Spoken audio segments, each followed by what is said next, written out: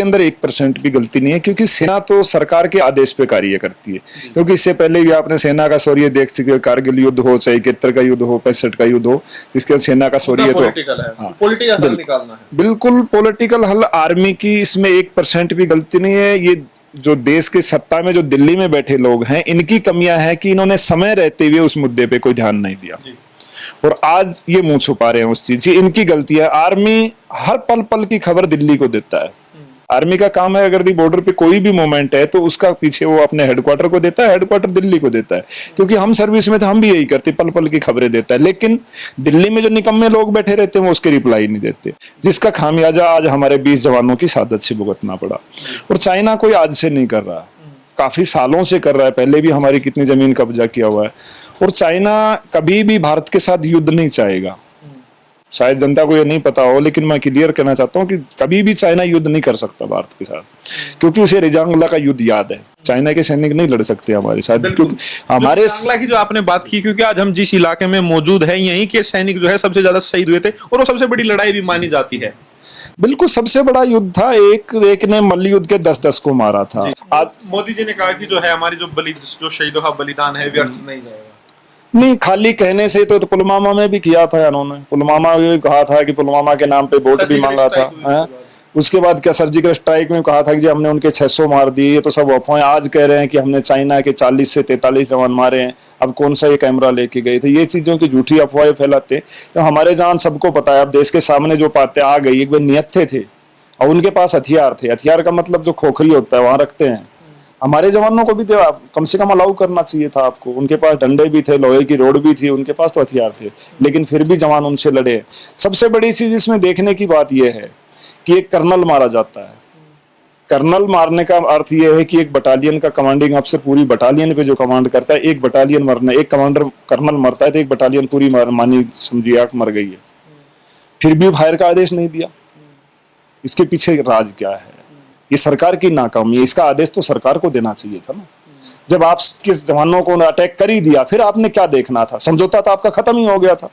तो पीछे हमारी स्पोर्ट के अंदर जो जवान थे, कम से कम उनको तो आदेश देना चाहिए था फायर का। लेकिन इसके अंदर कुछ गोलमोल है कि हमें लग रहा है सूत्रों के अनुसार कि कुछ जवान जो है हमारे उनके पास हैं। आज जो है 10 जवान हो छोड़ा गया है चाइना की तरफ से, रिहा और भी हैं हमारे। अब तक कहा जा रहा था कि कोई भी हमारा जवान चाइना की गिरफ्त में नहीं है। फायर ना, जैसे देश के बहुत से लोग इस चीज के ऊपर डिबेट कर रहे हैं, पूछ रहे हैं कि भाई फायर क्यों नहीं किया। फायर इसी स्थिति में नहीं किया जाता कि हमारे जवान अगर भी उनके पास कैप्चर है तो वो उनको नुकसान पहुंचाएंगे। तो हमारे जवानों को बचाने के लिए ये थोड़ा साइलेंट रहना पड़ता है, फायर नहीं करते। यही वजह होती है। ये स्थिति देश के सामने साफ करनी चाहिए इनको।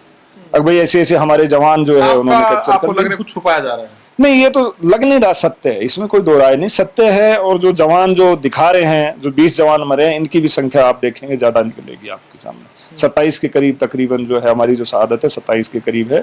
और हमारे 17 के करीब जवान आज आप कह रहे हो, मैं तो नहीं सुना है, हो सकता है 10 जवान रिटर्न किए हैं तो और भी 17 के करीब जो हमारे पास जो डिटेल है, जो फौज की तरफ से 17 के करीब उन्होंने कैप्चर किए थे। तो उसकी वजह से हो सकता है फायर ना किया। लेकिन मुझे बड़ा अजीब लगा पहली बार कि आज तक टीवी चैनल के ऊपर एंकर जो है वो सेना की गलती बता रहे। तो कह रहे हैं कि सेना का काम है पेट्रोलिंग करना, इसमें सरकार ही कोई गलती नहीं है। तो जब सर्जिकल स्ट्राइक किया तब तो मोदी जी का नाम है कि मोदी ने सर्जिकल स्ट्राइक किया। और जब सेना की जब शहादत हो जाती है तब सेना को बदनामी देते। भाई ये सारी कानून व्यवस्था सब कुछ सेना का काम है। लड़ना वो तो लड़ेगी, आप आदेश दीजिए, वो तो तैयार है। आप चाइना आप आदेश दीजिए, चाइना के अंदर कल ही 10 किलोमीटर 50 किलोमीटर अंदर घुसने को तैयार है। वो अपनी जान की परवाह नहीं करता, क्योंकि सेना, मैंने बार बार कहा है, सेना तिरंगे के नीचे कसम खाती है और मोदी जी नागपुर के झंडे के नीचे कसम खाया। तो ये फर्क है, नागपुर के झंडे का और तिरंगे का सम्मान का बहुत ज्यादा फर्क है। तो इस तरह की मोदी जी को बचाने के लिए टीवी चैनल, जो मोदी चैनल जो लगे हुए हैं, ये गलत नीति है। पूरे देश को इसका विरोध करना चाहिए। दूसरी बात, अभी लोगों को उलझाया हुआ है कि आप चाइना का सामान का बहिष्कार कीजिए, चाइना का सामान का बहिष्कार कीजिए। मोदी जी के एक मंत्री है रामदास अठावले, उन्होंने तक यहाँ तक कहा कि चाइनीज जो खाना है उसका बहिष्कार कीजिए।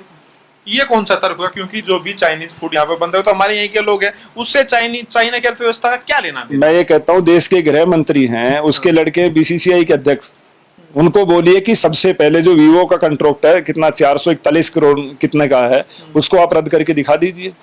आपने जितने टेंडर चाइना को दे दीजिए वो आप रद्द कर दीजिए।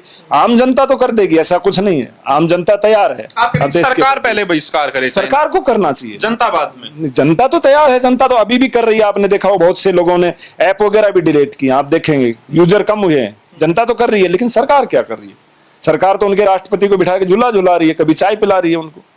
मोदी जी जिस जिस देश में गए आप देखिए, पहले पाकिस्तान में बिरयानी खाएगा, उसने पीठ में छुरा घोंपा, फिर चाइना को, जबकि मुझे अच्छे से याद है माननीय नेताजी जो मुलायम सिंह डिफेंस मिनिस्टर, उसके बाद भी उनके बयान संसद का मुझे आज भी याद है, उन्होंने बार बार सरकार को चेताया था कि चाइना हमारा सबसे बड़ा दुश्मन है, चाइना पे हम विश्वास ना करें। जितने भी बुद्धिजीवी लोग हैं हर बार चेता रहे हैं कि नहीं, चाइना हमारा सबसे बड़ा दुश्मन है, लेकिन फिर भी चाइना जैसे देश से पटेल की मूर्ति मंगवा रहे हो आप बनवा के, क्या भारत में नहीं बन सकती? तो सरकार को सबसे पहले इसका बहिष्कार करना चाहिए। आर्थिक अगर ये चोट हम चाइना को पहुंचाते हैं तो ये बहुत बड़ी चीज है। और रही बात युद्ध की, तो देखो आज की सिचुएशन में युद्ध में कोई फायदा नहीं है, मैं तो ये कहता हूँ नुकसान ही है। लेकिन उसका अर्थ ये नहीं, उसका अर्थ ये नहीं है कि आप उसका जवाब ना दें। उसका जवाब तो आप दे सकते हैं, शहादत का बदला ले सकते हैं। जैसे आपने पाकिस्तान से आप कह रहे हो कि हमने लिया, तो अब चाइना से भी लीजिए आप। इस पे आप चुप क्यों है, मौन क्यों है? और सबसे बड़ी दुखद बात तो ये है कि देखो, सबसे बड़ी दुखद बात ये है कि शहादत होने के बाद भी एक प्रधानमंत्री जो कि छोटे छोटे गुंडा और माफिया के मरने पे ट्वीट करते हैं, इतने जवानों की शहादत के ऊपर उन्होंने एक ट्वीट तक नहीं किया। विदेश मंत्री ट्वीट कर रहे हैं, 75 ट्वीट किए, लेकिन उन्होंने कहीं चाइना का नाम नहीं लिखा। विदेश मंत्री पहले कहते हैं, विदेश मंत्री के बयान बार बार कहते हैं कि नहीं सेना के पास हथियार नहीं थे, लेकिन कल वो अपने बयान में कह उनके पास हथियार थे। देश के विदेश मंत्री को यही नहीं पता कि समझौता क्या है। जो है नाम नहीं लिया, उसको लेकर राहुल गांधी ने भी निशाना साधा कि आप चाइना का नाम ले क्यों नहीं रहे। भाई क्या इनको क्या डर है? चाइना इनको क्या दिया? पार्टी में फंड तो नहीं दे रखा कहीं बहुत ज्यादा? इनके पास जो है कहीं इनका व्यापार में समझौता चाइना से तो नहीं है। और दूसरा, ये हमला होना, जब भी हमले, पुलवामा हमला चुनाव के समय हुआ, ये हमला होना, चुनाव का बिहार का दौर है चुनाव, और बिहार रेजिमेंट का वहां होना, तो इसके अंदर राजनीतिक बू तो जरूर आती है। तो इसकी निष्पक्ष जांच जरूर होनी चाहिए कि हमारे जवानों की शहादत, जब भी चुनाव आएगा हमारे जवानों की शहादत ऐसी होती रहेगी क्या? पुलवामा भूला ही नहीं था देश, पुलवामा जो नरसंहार हुआ था, ये उससे बड़ा नरसंहार है। अगर ये जवान कोई युद्ध में मरता है तो उसे शौर्य प्राप्त होता है, लेकिन ये तो धोखे से मारे गए हैं, रात के अंधेरे में धोखे से, किस प्रकार से, और लाठी डंडों से। अब ये सोचिए कैसे तड़फा तड़फा के उनको मारा गया होगा। तो ये तो बहुत ही शर्मनाक बात है। सरकार को इसके ऊपर ठोस कदम उठाने चाहिए, राजनीति बंद करके। आप सभी पार्टियों, देश पूरा आपके साथ खड़ा है। राजनीति नहीं होनी चाहिए। वहीं जो सर्वदलीय बैठक हो रही है उसमें आम आदमी पार्टी और आरजेडी, राष्ट्रीय जनता दल, उनको इनवाइट नहीं किया गया है, तो आपको क्या लग रहा है इस समय? अभी उसमें तो मैं देख रहा था, कई बोले हमने शर्तें लगाई हैं। पहले तो कह रहे जी 5 सांसद होने जरूरी है, तो आरजेडी के तो 5 सांसद भी हैं। अब कुछ और नियम शर्तें लगा रहे। ये तो राजनीति इशू है इनका, और कोई मतलब नहीं है। इसके अंदर ऐसा है कि आम आदमी पार्टी, सबको पता है कि केजरीवाल जी के पास में संजय सिंह जैसे उनको भेजते, वो पढ़े लिखे हर मुद्दों पे उनसे बेबाक बात करते। वो हो सकता है कि प्रधानमंत्री जी की हर बात को मान्य ना हो और उनसे बहस भी करे, तो इसलिए नहीं जोड़ा गया होगा। ऐसे भी आरजेडी में भी 1-2 नेता हैं जो स्पष्ट तौर पे, खुले तौर पे बोलते हैं, तो इस वजह से ना जोड़ा गया हो। कि कई पहले भी देखा है मीटिंगों के अंदर, जो अच्छे बोलने वाले नेता उनको नहीं जोड़ते, क्योंकि उनकी मर्जी है किसको जोड़ना है किसको नहीं जोड़ना, इनकी सत्ता है। लेकिन सर अब सवाल यही आ रहा है, क्योंकि अगर जनता बाइकआउट कर रही है और चाइनीज जो प्रोडक्ट है उसके बहिष्कार की बातचीत कर रही है, तो और क्या क्या आपके हिसाब से होना चाहिए और किस तरीके से जवाब दिया जाना चाहिए? नहीं देखो, बहिष्कार तो आप कर रहे हो, लेकिन देश के पास उसका विकल्प क्या है? मैंने सबसे पहले तो आज देखिए, कोरोना की महामारी वैसे चली हुई है, आपको मेडिसिन की बहुत जरूरत है।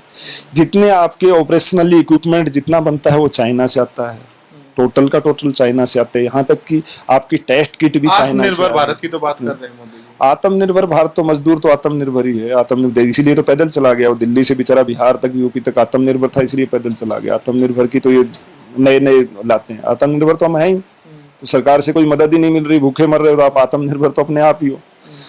मेडिसिन का 70% हिस्सा चाइना से आता है। जो 30% जो मैन्युफैक्चरिंग हिंदुस्तान के अंदर होती है, उसका रॉ मटेरियल भी चाइना से आता है। तो आप बताइए क्या बहिष्कार करोगे आप? पहले अपने आप को तैयार कीजिए। अपने देश के अंदर उद्योग धंधे वो तो आपने लगाया नहीं, वो भी चाइना को टेंडर दे रहे। रेलवे के टेंडर आपने चाइना को दिए हैं, अभी कुछ दिन पहले ही तो दिए हैं। अभी शायद कोलके में क्या हुआ मुझे नहीं पता। हाँ, अभी कुछ दिन पहले 1142 करोड़ रुपए का वो भी दिया गया। तो सारे टेंडर चाइना को तो दे रहे हैं, पब्लिक को कह रहे हैं हर चीज में। जैसे कोरोना महामारी में कहा था ना कि वही हिसाब हो गया कि सरकार तो सिर्फ ताली और थाली बजवाने के ऊपर, करना तो कुछ है नहीं। आत्मनिर्भर का नारा दे दिया आपने लास्ट में बस। अभी सर आपने कहा कि इस पूरे मुद्दे को लेकर राजनीति नहीं होनी चाहिए, क्योंकि पहले देखा गया जब यूपीए की सरकार थी उस दौरान जो बीजेपी के जो बड़े बड़े नेता थे वो लगातार सवाल उठाते रहे हैं इस पूरे मुद्दे को लेकर। जब भी चाइना को लेकर कुछ बात होती तो हमेशा सवाल उठाते रहे हैं। लेकिन अब अगर कोई विपक्ष का नेता आवाज उठाए तो उसको सीधा देशद्रोही कहा जा रहा है। अगर कोई मोदी जी से सवाल पूछ रहा है तो उसको कहा जा रहा है तो देश से खिलाफ है। तो इसको आप कैसे देख रहे हैं? नहीं, ये तो हर व्यक्ति को देशद्रोही कहते हैं, जबकि सबसे बड़े देशद्रोही ये हैं। इनके तो प्रमाण हैं। मोदी जी किससे आते हैं? आरएसएस से आते हैं। और आरएसएस के प्रमाण है, जब देश आजादी की लड़ाई लग रहा था तब ये लोग अंग्रेजों के साथ थे। इन्हीं की सरकार के दौरान जब वाजपेयी प्रधानमंत्री थे तब कारगिल हुआ, इन्हीं के दौरान हुआ। आज ये चाइना का मामला इनकी भी सरकार के होता है। ये तो देशद्रोही, जो कोई व्यक्ति जब खुद चोर होता है तो उसको डर होता है। ये देशद्रोही तो खुद है। जितने सत्ता में बैठे सारे डॉन माफिया जितने हैं, जितने बलात्कारी हैं, बड़े बड़े कॉर्पोरेट घराने के सारे तो आज बीजेपी की सत्ता में बैठे। और जब ये गुजरात के मुख्यमंत्री थे, जब चाइना के मामले पे आपने खुद मोदी जी के भाषण सारे सुन लीजिए, कितने चिल्ला चिल्ला के बोलते थे। आज क्यों बोलती बंद है? क्यों नहीं कहते? लाल आंख करके बात करने वाली बात थी। और ये भी कहा गया कि हम ना ही तो आंख झुकाएंगे ना ही दिखाएंगे, हम आंख से आंख मिलाकर बात करेंगे। विदेश नीति को लेकर जब सवाल पूछा गया, वो तो सिर्फ झूला, वहां के राष्ट्रपति को जो बिठा के झूला झुला रहे थे उस टाइम देखना था ना इनको कि आंख मिला के बात करे, उसका खामियाजा क्या भुगतेंगे। नेपाल जैसी शर्म की बात तो ये नेपाल जैसा जैसे भारत की खाता है। नेपाल के लोग इंडियन आर्मी में भर्ती होते हैं, पैरामिलिट्री में भर्ती होते हैं। यहाँ हर जगह आपको कोई न कोई नेपाली मिल जाएगा। वही तुम्हें आंख दिखा रहा है और उसने अपना अलग से नक्शा बना लिया और अपने हिस्से को अपने में दिखा रहा है और आप कुछ नहीं कर पाए।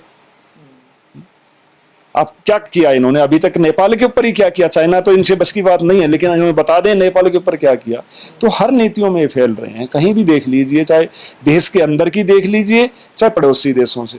जितने भी पड़ोसी देश हैं इनके किसी से कोई अच्छे संबंध नहीं। अगर हर पड़ोसी से आप लड़ाई झगड़ा करते रहोगे तो आप कैसे भारत को आगे ले जाएंगे? तो अब क्या कुछ डिमांड है एक फौजी के तौर पर, आप क्या कहना चाहेंगे?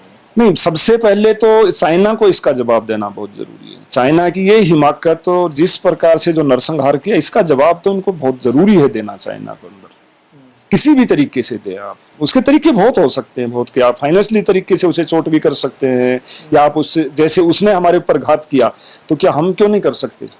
हम भी कर सकते हैं। तो हमारे भी सैनिकों को आदेश दीजिए कि आप भी इसी प्रकार से घात कीजिए, और सैनिक तैयार है करने के लिए। लेकिन सेना को आप आदेश तो दे, या चाइना माफी मांगे इस चीज के लिए, कबूल करे कि हाँ हमारे तरफ। वो तो मानने को भी तैयार नहीं है। वो तो कह रहा है कि भारत हमारे इलाके में घुसा है, हमारे इलाके में घुसकर कुछ नहीं उसका जवाब। तो इसके लिए माकूल जवाब देना चाहिए। और जिस चाइना का जो बहिष्कार जो कहने की जो बात कर रहे हैं, तो पहले सरकार करे, सरकार पहले करे। कुछ लोग तो है मोदी जी का इस्तीफा मांग रहे हैं, तो क्या आप लग रहा है ये चीज जायज है? नहीं, मोदी जी को जब कुछ कर ही नहीं रहे तो ऐसे मुखिया का तो कोई काम है नहीं। मैं तो कहता हूँ उसको पहले ही इस्तीफा दे देना चाहिए था। जिस प्रकार से कोरोना के इसमें झोंक दिया देश को, अब चाइना का आ गया, तो इनको तो बहुत पहले दे देना चाहिए। कोई अच्छा पढ़ा लिखा व्यक्ति हो तो कम से कम इस देश को चला दे, वरना देश तो बर्बाद होगी। क्योंकि आज देश के युवाओं की कंडीशन क्या है आप देख लीजिए, बहुत बुरी हालत सिचुएशन में जा रहा है। और ये जो नेपाल, मेरा अपना मत है, जो नेपाल जो भारत से भटक रहा है उसकी वजह है क्योंकि भारत बर्बादी की कंडीशन पे जा रखा है। भारत की आर्थिक व्यवस्था बहुत खराब है। जीडीपी भारत की आप देख रहे हो। जब नेपाल को चाहिए पैसा, क्योंकि गरीब देश है, उसको मदद चाहिए। जब उसे लग रहा है कि भारत से तो कुछ नहीं मिलने वाला, भारत का खुद की सिचुएशन ये, आज वो नेपाल चाइना की गोद में इसलिए जाके बैठ रहा है। जब भारत उसकी मदद करता था, भारत के साथ था। क्योंकि सर जब चुनाव के दौरान कहा जा रहा था कि अगर बीजेपी सरकार आएगी तो जो हमारी जो सीमाएं हैं वो मजबूत होगी बीजेपी के आने की वजह से। जो कांग्रेसी टाइम में जो है हमने बहुत कुछ झेला है, इस तरह की बात कही जा रही थी। तो उसको आप कैसे देखते हैं? नहीं, देखो, कांग्रेस के समय में फौज के अंदर मानते हैं कमियां सरकारों में रहती है। कांग्रेस की भी कमियां थी, ऐसा नहीं है कि कांग्रेस बिल्कुल सही थी इसलिए सत्ता के बाहर फेंका लोगों ने। लेकिन इन्होंने सिर्फ हिंदू मुस्लिम के सिवाय और तो कोई दीवार मजबूत की नहीं। जितना सेना के अंदर राजनीतिकरण हुआ है इससे पहले कभी नहीं है, और जिसका अंजाम आप देख रहे हो। यहाँ तक कि ये सिचुएशन है कि बॉर्डर की हकीकत ये है कि अगर एक बम भी फायर करना है तो उसका आदेश बीजेपी हेडक्वार्टर से लेना पड़ता है। ये सच्चाई है। लेकिन पहले ऐसा नहीं था। जो कमांडर होते थे वो इंडिपेंडेंट होते थे, उनकी अपनी मर्जी होती थी। बॉर्डर की सिचुएशन जो उन्होंने आदेश दे दिया वो गवर्नमेंट को मानना होता था। आप जर्नल की नियुक्तियां देख लीजिए, चाहे पहले जो नियुक्तियां निष्पक्ष होती थी, आज वो नियुक्तियां भी निष्पक्ष नहीं है। जिस प्रकार से रावत को सीडीएस बनाया गया है, रावत जो थे इनका बैकग्राउंड अगर देखें, इनको जर्नल भी जो है गलत तरीके से बनाया गया था, आज उनको सीडीएस बना दिया गया। वो तो बीजेपी की भाषा बोलते, एक जर्नल का क्या लेना देना राजनीति से। चलिए ठीक है। ये थे मेरे साथ तेज बहादुर जी, जिनसे हमने बातचीत की है, जो वर्तमान स्थिति जो पैदा हुई है, जो संघर्ष हुआ था भारत और चीन सेना के बीच में, उसको लेकर बातचीत की है। साफ तौर से तेज बहादुर जी का कहना है कि एक माकूल जवाब जो है चाइना को मिलना चाहिए, जिस तरह की हिमाकत चीन ही तरफ से की गई है। Arun Kumar, times express.